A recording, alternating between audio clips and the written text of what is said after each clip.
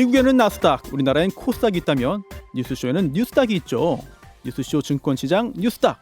자, 오늘도 두 분 모셨습니다. 국민의힘 전 비전전략실장 김근식 교수, 그리고 민주당 현근택 전 선대위 대변인입니다. 안녕하세요. 안녕하세요. 네, 안녕하세요. 네, 오늘 그 김현정 PD 개인 사정으로 제가 또 대신하게 돼가지고 사실 그 매끄러운 진행보다는 오히려 두 분께 기회가 더 많이 가지 않을까라는 생각을 하고요. 네, 알겠습니다. 사실 두 분이 골라오신 키워드 토크를 시작하기 전에 이제 국회 인사청문회 이거부터 좀 얘기를 해야 될 것 같습니다. 자, 사실 오늘 한덕수 국무총리 후보자 시작으로 해서 이제 청문회가 이제 쫙 열릴 예정인데요. 그런데 민주당과 정의당이 이제 하루 전날 보이콧 선언을 했어요. 여기에 대해서 국민의힘은 정치적 꼼수다, 그러지 말아라라는 입장인데요. 자, 우선 현 대변인의 이야기부터 좀 들어볼까요? 네, 어떻게 보십니까? 일단 이게 뭐 자료 제출 문제인데요. 네. 자료 제출 뭐 건수가 몇 건이냐 이게 중요한 건 아니고 지금 아마 자료 제출 요구했던 게 핵심적인 게 아마 이제 이해충돌 문제 관련해서 김현장이 뭐 근로계약서라든지 아니면 김현장에서 어떤 일을 했는지 재산 형성 과정도 있는데 그 영업 비밀이라고 해서 안 낸 거죠? 그렇죠. 영업 비밀 개인정보다 개인정보. 뭐 이런 것도 있었고 개인정보라는 건 이제 본인이 동의 안 했다는 얘기거든요. 본인이 동의해주면 내는 건데 특히 이제 아마 미술품 판매 내역이라든지 이런 거는 이제 부인과 관련된 거잖아요. 부인이 동의하면 되는 거거든요. 그다음에 납세 내역 이런 것들인데 결국은 이 한덕수 총리 후보자 같은 경우는 계속 그동안 이제 굉장히 의혹이 많았잖아요. 그에 대해서 뭐라고 답변했냐면 청문회 가서 해명하겠다 이랬거든요. 그럼 이게 청문회 가서 해명하려면 자료가 있어야 되잖아요. 그렇죠. 근데 자료는 이제 개인정보다 아니면 영업비밀이다. 영업비밀이어도 사실은 본인이 동의하면 제가 보기에 제출할 수 있습니다. 본인 써내면 되거든요. 뭐냐면 계약서를 회사만 갖고 있는 건 아니잖아요. 본인도 갖고 있을 거잖아요. 업무 어떤 일을 했는지도 본인이 작성해서 내면 되는 거라서 결국은 본인이 자료 제출할 생각도 별로 없이 청문회 가서 보자고 했는데 뭐 자료는 없다. 그럼 계속 이제 우리 많이 봐왔던 모습 있지 않습니까? 오전에는 계속 자료 내십시오. 내겠습니다. 이러다가 끝나버리고 오후에는 또 뭐 자료 안 냈습니다. 왜 안 냅니까? 이러다 보면 실질도 이제 청문회가 제대로 안 되거든요. 그래서 그 전에 좀 자료 내시고 그다음에 청문회 성실히 말씀하신 것처럼 실질적인 청문회가 되려면 자료를 성실하게 내시는 게 우선이다. 이렇게 말씀드리고 싶습니다. 자, 여기에 대해서 김근식 교수는 어떻게 보십니까? 예, 근데 이제 그 청문회 첫날, 그러니까 청문회 초반부에 자료 제출 가지고 싸우는 것은 우리 국민 여러분들이 자주 봤을 겁니다. 익숙합니다. 네, 익숙하잖아요. 그러니까 인사청문회 열리면 오전 내내 그거 가지고 기싸움하고 소리 지르고 막 그럽니다. 왜 안 내놨어요? 오전까지 낼 겁니까? 점심 지나서 꼭 내세요. 이러고 막 하거든요. 이런 것도 익숙하게 봤기 때문에 저는 문재인 정부 때 뭐 30명 이상의 장관 후보자들을 청문 보고서 채택 없이 일방적으로 임명을 강행했는데 그때마다 이 자료 제출 가지고 오전 내내 기싸움을 벌인 걸 생각해 보면 저는 익숙한 일이라고 생각하는데 한 번도 그때 국민의힘이 이 청문회 자체 일정을 연기해달라고 보이콧한 적은 없습니다. 없어요? 한 번도 없어요? 그러니까 자료 제출 가지고 따질 수는 있어요. 따져가지고 열렬하게 후보자 앞에 세워놓고 빨리 내라 요구하고 국민들한테 이 자료가 안 나왔다고 이야기를 할 수는 있지만 그게 자료 제출이 미비하다는 이유로 저는 청문회 하루 앞에 두고 하루 전날 연기 이야기라는 것은 다분히 정치적 의도가 강한 공세라고 생각이 들고요. 저는 한덕수 후보자 측에서도 이러저러하게 언론이나 그 민주당 쪽에서 의혹 제기가 있었잖아요. 그러면 의혹 제기에 대해서 본인이 해명하겠다 했기 때문에 그 언론이나 민주당에서 제기한 의혹과 관련된 필요한 자료는 저는 성실하게 자료를 제출하는 게 맞다고 봅니다. 근데 그게 아니고 일부 자료 제출 요구를 보면 뭐 오늘 언론에 나왔습니다만 뭐 사무관 시절부터 봉급 일체를 다 내라고 한다든지 부모님들 뭐 돌아가시기 전에 뭐 이것까지 다 하라고 하면 그러니까 등등의 과도한 자료 제출 요구가 또 있을 수 있어요. 그래서 자료 제출의 그 내용을 좀 보고 좀 진위라든지 아니면 필요한 것과 필요하지 않은 걸 구분을 해서 한덕수 후보자 측에서도 본인 해명에 꼭 필요한 그런 거라면 좀 성실하게 자료 제출하되 민주당 측에서 너무 지나치게 포괄적이고 너무 황당하게 많은 것들 요구하는 건 좀 자제했으면 좋겠다 이렇게 말씀드립니다. 항상 이제 자료 제출할 때마다 이 얘기 나오는 건데요. 이게 뭐 기술적인 문제예요. 뭐 일체를 내라고 해서 다 내라는 건 아니죠. 지금 아까 말씀드린 핵심적인 게 이해충돌 김현장 부분 업무라든지 그다음 미술품이라든지 그다음에 재산 형성이 뭐 물론 무역협회장이라든지 뭐 김현장에서 뭐 20억 이상의 돈을 받았기 싶지만 사실은 어찌 보면 그게 정당하냐 이 논란이 있는 거거든요. 그럼 재산 형성 과정 납세 이런 것들은 어려운 게 아닙니다. 그래서 뭐 모든 걸 다 내라 이런 건 아니고 중요한 부분은 내주는 게 맞고 저는 사실은 예전에 인사청문회가 오전 내내 뭐 자료 제출을 해라 마라 이거 가지고 공방 벌이는 것보다는 사전에 이렇게 어느 정도 제출이 되고 그다음에 인사청문회에서는 그 자료를 근거로 해서 질문 들어가는 게 맞거든요. 제가 보기에 인사청문회에서 굳이 뭐 자료 갖고 공방 벌일 필요 없다라고 보고 있습니다. 사실 이 논란 보니까 이제 그 공수가 바뀌었구나. 여야가 진짜 바뀌는구나라는 생각이 들기도 합니다. 민주당 이제는 야당 역할 해야 되니까.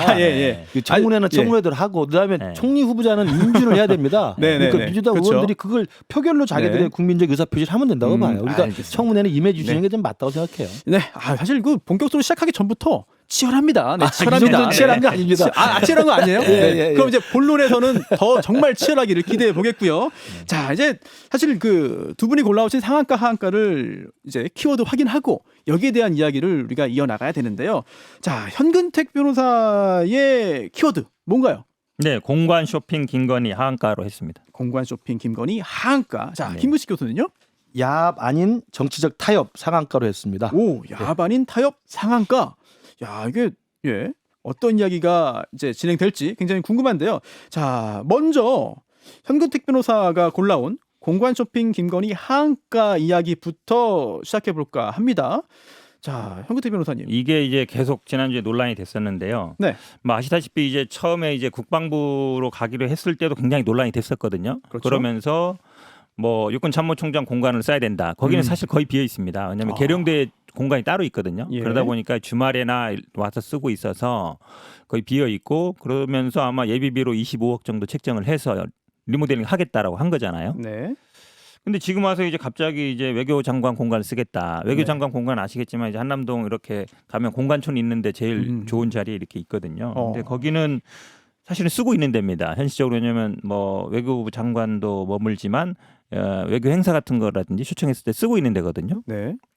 근데 거기를 갑자기 쓰겠다고 하니까 사실은 왜 그런가 궁금하잖아요. 왜냐하면 그렇죠. 그냥 국방부 갔을 때도 우리가 뭐 있었지만 그래도 어쨌든 25억이라는 예비비를 책정했을 때는 여기를 수리하고 쓰겠다. 육군참모총장 공간을 쓰겠다는 게 어느 정도 정해진 거 아닙니까? 그렇죠. 그걸 정해진 거잖아요. 예산이 나왔을 때는 25억이라는 건 그냥 뭐 뚝딱 만든 게 아니잖아요. 어떻게 고치면은 되겠다고 한 건데 지금 와서 이유를 너무 헐어서 뭐 비도 세고 그러면 예산을 왜 만들었어요? 처음부터 그냥 외교장관 쓴다고 하면 되는 건데 그래서 이제 나오는 게 왜 그랬을까 이유가 따지는 게 이제 언론 보도가 나온 거잖아요. 보도가 나온 게 김건희 씨가 한번 가서 봤더니 뭐 이렇게 마음에 들었나 보다. 그러다 보니까 그래서 이제 낙점한 거 아니냐. 이게 이제 언론 보도 내용 아닙니까? 근데 가서 봤다고 해서 이거를 쇼핑이라고 할 수 있나요?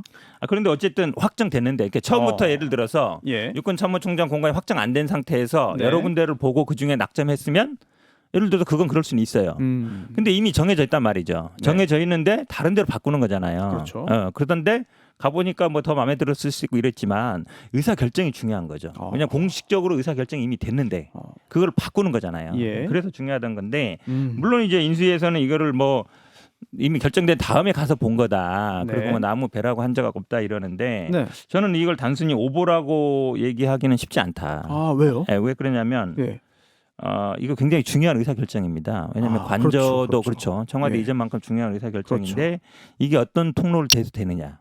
그러니까 사실은 이 가서 보고 낙점하고 그 다음에 확정됐다는 게 우리가 그러니까 국민들이 보기에는 그런 순서로 됐어요. 예를 들어서 낙점됐다, 확정됐다. 그리고 그 다음에 가서 봤다. 이렇게 보도가 나온 게 아니에요. 그렇다 본다 그러면 이런 중요한 문제를 사적으로 개인적으로 결정하는 게 아닌가. 이런 의구심이 안 들 수가 없는 거죠. 제가 좀 해명을 드리면요. 우선 해명 전에 그 청와대 이전 TF팀, 그러니까 아마 그 팀장을 윤한홍 의원이 맡고 있는 걸 알고 있습니다. 근데 청와대 이전 TF팀이 분명히 이건 제가 볼 때 해명을 하고 그 철저한 준비 과정에 소홀함이 있었다는 걸 인정해 부분이 있다고 봐요. 왜냐하면 육군참모총장 공간을 쓰기로 국민 앞에 약속을 했고 그 결정을 했기 때문에 우여곡절 끝에 문재인 대통령 만나가지고 국무회의 거쳐서 그 리모델링 비용으로 25억 예비비 받은 거 아닙니까? 그러면 최소한 정상적이라면 철저히 준비한다면 미리 가서 육군참모총장 공간 다 둘러보고 어떻게 고칠 것인지 어느 정도 시간이 걸릴 것인지 공기는 얼마나 되고 공사비는 얼마이고 어떻게 리모델링 할 것인지에 대한 대체적인 윤곽이 철저히 파악된 다음에 25억 신청을 하는 게 순서가 맞습니다. 그렇게 됐는데 갑자기 가보니까 비가 샌다. 바꾸겠다. 이건 제가 볼 때 이건 뭐 김건희 씨나 무슨 윤석열 당선인까지 가기 전에 그건 청와대 이전 TF팀이 명백한 이건 업무에 저는 착오가 있었다고 봅니다. 이 부분에 대해서는 저는 납득할 만한 이야기가 있어야지. 차라리 네. 그래서 청와대 이전 TF팀에 이런 책임을 물어야 된다고 저는 하는 게 맞고요. 네네. 김건희 공간 쇼핑하는데 우리 현근택 변호사 말대로 공간 쇼핑하려면 육군 참모총장 공간을 하기로 결정하든 외교부 장관 공간을 하기로 결정하든 간에 결정 이전에 그 공간촌에 있는 걸 다 둘러보고 마음대로 다 둘러보고 그중에 하나 딱 낙점하면 그 쇼핑이 맞죠. 근데 그게 아니고 처음에 청와대를 용산으로 이전한다고 발표했을 때 육참 공간을 쓰기로 결정을 했고 그 과정에는 김건희 대표가 뭐 나타날 게 전혀 없죠. 근데 지금 문제가 청와대 이전 TF팀에서 뭔가 실수나 무슨 착오가 있어서 뒤늦게 외교부 장관 공간으로 바꿨단 말이에요. 네. 바꾼 다음에는 제가 볼 때는 시점을 분명히 어제 배현진 대변인이 그 이후에 갔다고 분명히 확인해 줬기 때문에 그렇다면 당연히 지금 이제 며칠 안 남았는데 가서 살 준비를 해야 되는데 당연히 영부인은 뭐 영부인이라고 표현 안 한다니까 배우자 입장에서 네. 어떤지 가서 둘러보는 건 그건 아무 문제가 없는 겁니다. 그래서 그걸 저는 전후 시점과 결정된 이후에 둘러보러 간 것에 대해서 공간 쇼핑을 해서 김건희 씨가 낙점해서 바꿨다는 이야기는 전후 본말이 바뀐 거고 가장 중요한 책임은 청와대 이전 TF팀이 있다고 봅니다. 저는 사실 달리 보는데 왜 그러냐면 처음에 청와대 이전하고 뭐 예를 들어서 그럴 때도 얘기가 나왔단 말이에요. 예전에 7시간 녹취록에도 뭐 영빈관 뭐 옮기겠다 뭐 이런 얘기가 나왔기 때문에 네. 청와대 이전할 때도 어느 정도 얘기는 나왔습니다. 이건 누구의 의사결정이냐 이게 굉장히 중요했는데 어쨌든 말씀하신 것처럼 확정됐고 아니 25억이라는 걸 할 때는 어느 정도 다 리모델링하고 비세는 거 다 맞고 그걸 산정한 거거든요. 네. 그래서 결정이 된 거예요. 네. 그 많은 논란에도 불구하고 결정을 했단 말이죠.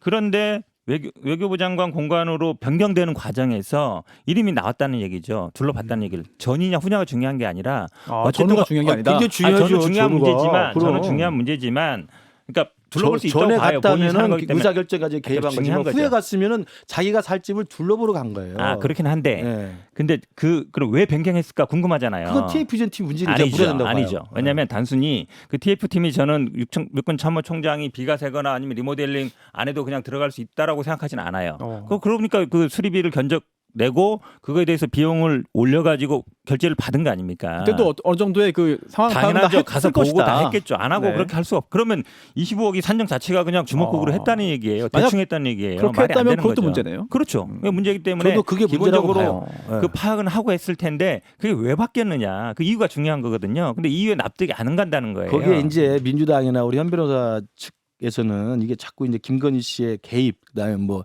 이걸 마치 또 이제 풍수 또 이제 무소구의 이미지로 이제 씌우려고 아니, 그러는 무속 건데 얘기는 안 했어요, 그러니까 제가. 그런 네. 풍수의 이미지로 씌우려고 하는 건데 그 위치는 좋은 것 같더라고요. 전후 관계를 다 보고 해야 되고 제가 그래서 명백히 말씀드리잖아요. 청와대 이전 TF팀이 일을 제대로 못했다. 그리고 졸속으로 했고 어떻게 육참 공간을 결정해서 25억을 따내면서도 나중에 이걸 바꿀 생각을 할 정도면은 자기 스스로가 판단에 착오가 있었던 거 아닙니까? 저는 그 부분이 윤석열 당선인이 좀 엄하게 물어야 된다고 생각을 하고 뒤늦게 이걸 지금 시일이 촉박해서 눈앞에 왔는데 이게 바꿨으니 당연히 같이 사는 배우자 입장에서는 가서 둘러보고 정말 어떤 집인지 여기는 안 새나 한번 볼 필요가 있죠. 그리고 그걸 가지고 저는 풍수와 관련하거나 의사결정까지 개입, 그러니까 의사결정까지 개입했다고 보는 것은 그건 제가 볼 때 그 언론사도 분명히 이제 배현진 대변인이 오보라고 했고 저는 이 부분은 그 이상의 논란은 저는 없어도 된다고 생각합니다. 이게 왜 그러냐면 육군 참모총장 말씀드렸잖아요. 계룡대 공간이 있기 때문에 여긴 잘 안 써요. 거의 비어 있기 때문에 괜찮은데 외교부 장관은 지금 어디 갈지도 없어요. 정해놓지도 않았어요. 그게 좀 걱정돼요. 보통은 아니 지난번에 국방부도 비슷하잖아요. 어디 갈 데를 정해놓고 이사 가라고 해야 되는데 외교부 장관 어디 갈 데도 없는데 그냥 가라 그러면 그럼 말이 안 되는 거잖아요. 상식적으로. 그 부분은 저도 이해해요. 그러니까 그 문제 제기를 하면 저도 할 말은 없어요. 근데 김건희 여사가 와서 뭐 골랐고 쇼핑을 했고 지정을 했다. 이렇게 이야기 아니까 저는 굉장히 합리적인 지식인으로서 문제 제기할 만한 건 다 이의를 다 받아들이는데 비합리적인 건 제가 반박을 하는 거예요. 그러니까 외교부 장관 보고 갑자기 나가라 하는 것은 준비 없이 졸속으로 된 게 맞죠. 이것도 청와대 이전 TF팀이 책임져야 될 문제입니다. 사실 지금 대통령 관저 관련해서 이제 실무자들에 대한 질책은 두 분 다 하시는 것 같고 또 이제 김건희 씨의 책임이 있는지 여부에 대해서는 이제 의견이 엇갈리는 것 같은데 사실 그때 언제 어떻게 가서 뭘 둘러보고 누가 결정했는지 여기에 따라서 또 책임이 또 달라질 것 같아요. 근데 우리가 그걸 지금 다 알 수는 없으니까 그런 좀 혼란이 생기는 게 아닌가 싶은데요. 자 이제 뭐 하긴 이 용어 자체가 어느 정도 좀 뉘앙스를 내포하고 있잖아요. 공간 쇼핑 김건희. 네. 공간 쇼핑 김건희. 현근택 전 대변인이 골라오신 하한가에 대해서 얘기를 해봤고요. 자, 또 그만큼 좀 그보다 더 얘기거리가 많은 주제 또 하나 있습니다. 자, 김구식 교수님이 골라오신 상한가죠. 바로 야합 아닌 타협. 좀 긍정적인 어떤 메시지를 주는 거 아닙니까? 그 지난주 말에 극적으로 이제 그 국회의장 주재로 여야 원내대표가 그 검수완박 이 사태에 이제 합의안을 냈고요. 네. 양 당의 의원총회를 통해서 다 추인이 됐는데 주말 사이에 이러저러한 반발들이 강경 지지층 사이에서 좀 제출이 됐습니다. 민주당 쪽에서도 뭐 박병석 의장을 뭐 욕하는 글이 많이 올라왔고, 그다음에 국민의힘 쪽에서도 권성동 대표에 대한 비난 글이 많이 올라왔고, 이제 주말에 이준석 대표와 안철수 위원장까지 이제 같이 거두르면서 이 중재안 자체가 문제가 있다. 특히 이제 언론에서도 사설 등을 통해 가지고 정치인들이 야합해서 자기들 범죄를 검찰 수사로부터 빠져나가기 위한 술수다 이렇게 이야기를 하는데요. 저는 그러한 일부의 그 부족했던 부분, 네. 그다음에 국민들의 원성이나 그 우려를 좀 자아내는 부분이 있다고는 봅니다만 네. 그런 것 자체를 가지고 이 검수완박으로 민주당이 밀어붙이려고 했던 그 사태에서 정말 마주보고 달리는 폭주 기관차처럼 강대강으로 파국이 예상돼 있었는데 네. 그 파국을 그래도 이 타협과 공존의 어떤 원칙 하에서 조정을 해서 합의를 한 거면 그 정신은 저는 충분히 살려야 된다고 봅니다.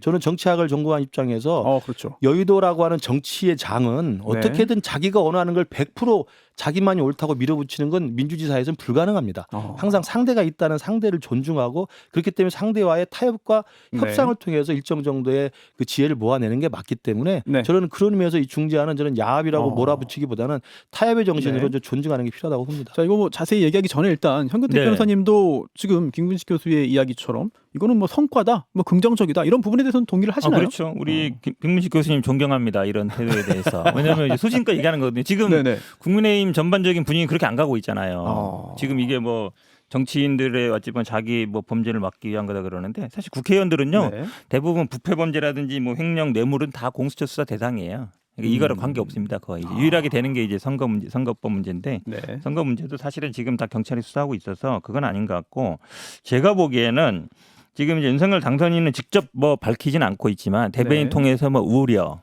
당선 후에 뭐 헌법적 가치. 그 얘기는 당선 후에 헌법적 가치란 얘기는 뭐 당선 후에는 나 이거 뭐 거부권 행사하겠다 이런 뉘앙스로 들리고요. 제가 주목하게 보는 분은 이제 한동훈 후보자예요. 한동훈 후보자가 이거에 대해서 굉장히 부정적인 뭐 문제점이 심각하게 악화시킬 것이다. 이 중재안이 형사 사법 체계를 악화시킬 거다 이러면서 부정적인 견해를 드러냈거든요. 그러면서 좀 분위기가 바뀌는 듯한 걸 보이는 것 같아요. 그러니까 사실은 지금 교수님 말씀처럼 이게 권선동 원내대표가 뭐 단순히 국회의장이 합의안도 냈지만 의원총회에서 다 통과가 됐단 말이죠. 그리고 서로 합의를 해서 서명 날인까지 했고 이거 불과 이틀밖에 안 지났거든요. 근데 국회라는 게 결국 대화 타협인데 민주당에도 지지자들 불만이 많습니다. 사실은 보안 수사권을 줬기 때문에 사실상 수사권 준 거 아니냐. 그다음에 1년 6개월 후에 어떻게 되겠느냐. 윤석열 당선이 분명 거부권 행사할 텐데 안 될 거다. 이런 우려가 있거든요. 그럼에도 불구하고 대화 타협을 통해서 합의한 거에 대해서는 준수해야 된다. 그게 사실은 어찌 보면 기본적인 어떤 정치의 문법이고 룰입니다. 그게 안 되면 정치가 사실 의미가 없는 거예요. 사실 지금 두 분 말씀하신 대로 극한 대립으로 갈 뻔했으나 다행히 타협은 이루어진 거잖아요. 그런데 교수님, 이거 타협 해놓고 국민의힘 내부에서 다른 목소리 나오는 거 글쎄요. 어떻게 봐야 돼요? 저도 그러니까 그 뭐 안철수 위원장이나 이준석 대표나 또 언론에서 그런 우려점을 뭐 표현할 수 있습니다. 그러니까 정치인들의 검찰 수사로부터 벗어나기 위해서 꼼수를 쓴 거다. 그게 이제 대표적인 게 선거법하고 이제 공직자 범죄를 뺐다는 이야기인데요. 그건 우리 현 변호사가 말씀 잘한 것처럼 공직자 범죄가 제일 대표적인 게 직권남용입니다. 직무유기는 거의 뭐 사건이 없고요. 쉽지가 않고, 그다음에 이제 독직 폭행이나 불법 감금 체포 같은 게 이제 공직자 범죄에 있는데 이게 이제 이른바 이제 늘공이라고 하는 공직자 범죄가 있으면 그건 정치인하고 상관이 없는 거예요. 그 사람들이 있으면 그건 경찰에서 뭐 해가지고 확실하게 하면 되는 건데 문제는 국회의원들이 자기 관련된 공직자 범죄 빠져나가는 게 아니냐는데 그건 공수처가 있습니다. 지금 물론 공수처가 기능을 잘 못하고 있고 능력이 없으니까 문제인데 공수처가 정착이 되고 안 차게 되면 공수처에서는 정치인들에 대해서는 다 할 수가 있습니다. 그리고 또 안에 선거 범죄는 말씀하신 거 99%가 매년 전국 선거가 끝나면 한 6천 건 이상의 선거 사건 고소가 들어가요. 네. 그러면 이게 99%는 경찰에서 다 먼저 수사를 합니다. 그중에 대표적인 게 이제 검찰에서 마지막 수사를 해서 하는 것이어서 이것도 물론 이제 6월 1일 지방선거를 앞두고 정말 그 물샐 틈 없이 잘 수사를 해야 되겠습니다만 그 자체를 놓고 이것만 가지고 정치인들이 자기들의 범죄에서 벗어나려고 했다는 건 좀 지나친 과일반화라고 생각하고요. 그러면은 지금 네. 이 타협이 여전히 유효하고 굉장히 좀 긍정적이라고 보시는 건데 네. 어쨌든 국민의힘에서는 지금 당 대표를 비롯해서 여러 가지 얘기가 나오고 있고 오늘 이제 회의에서 다시 논의하겠다. 혹시 뭐 경우에 따라 재검토할 수 있다. 이런 말도 했거든요. 근데 이제 그 물론 최고위가 최고 의사 결정 기구이기 때문에 논의는 할 수 있습니다만 원내대표와 당대표가 분리되어 있는 게 바로 이제 원내 의사 결정과 당내 의사 결정을 좀 구분하는 의미거든요. 그런 의미에서 최고위에서 논의는 할 수 있습니다만 이게 지난주 결정을 완전히 뒤집을 수는 없다고 보고요. 그러면 그 당내 국민의힘의 어떤 당내 그 위계라든지 절차상 네. 네. 의원총회에서 이렇게 의원들이 뜻을 모은 것을 네. 최고위원회에서 이건 안 돼라고 했을 때 어떻게 됩니까? 어떻게 돼요? 실질적으로 안 정치적으로는? 돼라고 결정하기도 쉽지 않고요. 만약 한다면 그건 모르겠습니다. 봐야 될 것 한다면 같은데. 권선동 원내대표 옷 벗어야죠. 아니, 그런 관계는 입장하자마자 아니 그런 만약에 예를 그런 생각해 보세요. 관계는 지금 말씀처럼 당의 뭐 공천 문제라든지 뭐 이런 것들은 이제 당에서 결정하는 거지만 법안은 이제 원내 하는 게 맞거든요. 뭐 이준석 대표가 그날 참가했는지 모르겠지만 원외이긴 하지만 이미 합의가 이루어지고 하기로 된 거에 대해서 최고위원회에서 아니다 해버리면 문제가 되죠. 당장 이준석 대표도 방송에 나와서는 이게 절반의 성공이다, 성공 협상이다 이랬거든요. 그런 말 했죠. 근데 하루 만에 했는데 이제 바꿨어요. 갑자기 이제 태도를 바꿔가지고 입법에 무리가 있으니까 뭐 심각한 모순점이 있다 그래서 재검토하겠다 이래 버리면 사실은 이게 공당이 아니라 어찌 보면 사당 아니냐. 누구의 사당이요? 그러니까 윤석열 당선인 그다음에 왜 자꾸 한동훈 거기다 후보자. 붙여요? 아니 왜죠? 왜냐하면 한동훈 이 후보자의 어떤 부정적인 기류, 그다음에 윤석열 당선인의 약간 뭐 우려 뭐 이런 얘기 나오면서 저는 분위기가 바뀐 게 아닌가. 그러니까 당이라는 게 기본적으로 시스템에 따라 움직여야 되는데 개인적인 어떤 견해에 따라 가지고 이게 확확 바꿔버리면 그건 공당이 아니라 거의 사당이라고 볼 수밖에 그러니까 없죠. 윤석열 당선인은 이 부분에 대해서는 지켜보고 있다라고는 입장이고요. 우려. 그다음에 입법의 시간이기 때문에 당선인이 왈가왈부할 게 아니라는 거고 저는 한동훈 지명자도 이 부분에 대해서 입장을 낸 건 저도 지금 과도하게 좀 세다고 봅니다. 근데 입장을 내지는 않은 것 같아요. 냈습니다. 아 입장을 냈나요? 네, 냈습니다. 직접 냈는데 오. 우려스럽다는 입장을 냈는데요.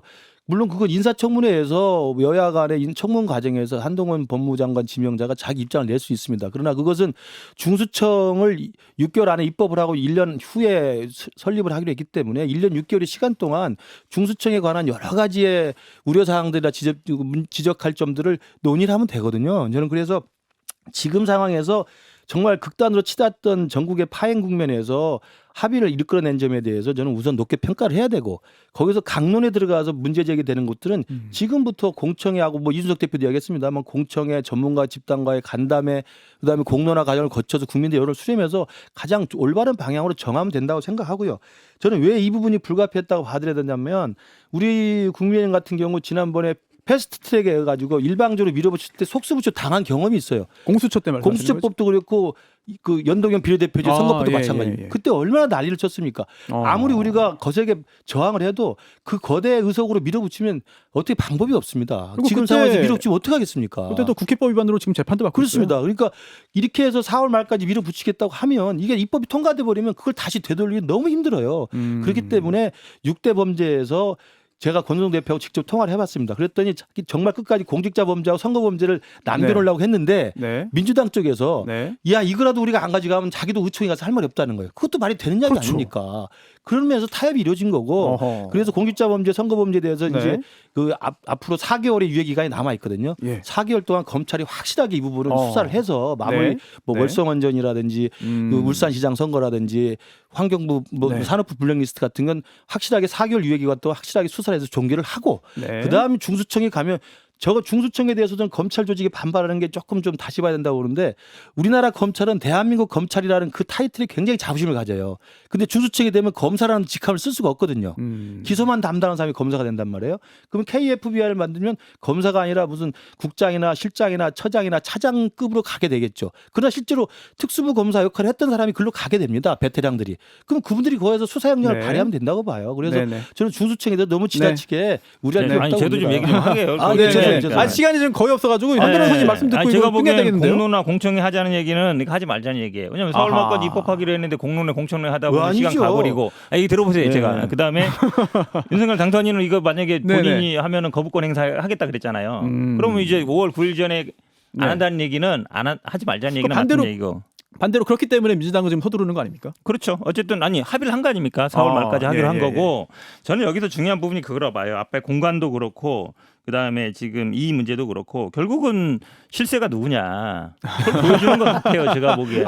윤석열 당선인. 아니 중요하죠. 의사결정을 누가 하느냐가 중요한 거거든요. 근데 어쨌든 지금 두 사람이 실제적인 역할을 하는 걸 보면 제가 보기에 과연 윤석열 정부의 실세가 누군지 국민들이 딱 알 것 같습니다. 김건희 여사는 아까 말씀드린 것처럼 선후관계가 잘못됐다는 말씀드리고 한동훈 후보자는 저도 법무장관에서 소통령 얘기가 나오는 거 같아요. 법무장관 후보자로서 의견을 낼 수는 있지만 이런 민감한 시기에는 청문회에서 의견을 내도 충분했다고 두 분이 실세인 거 맞잖아요.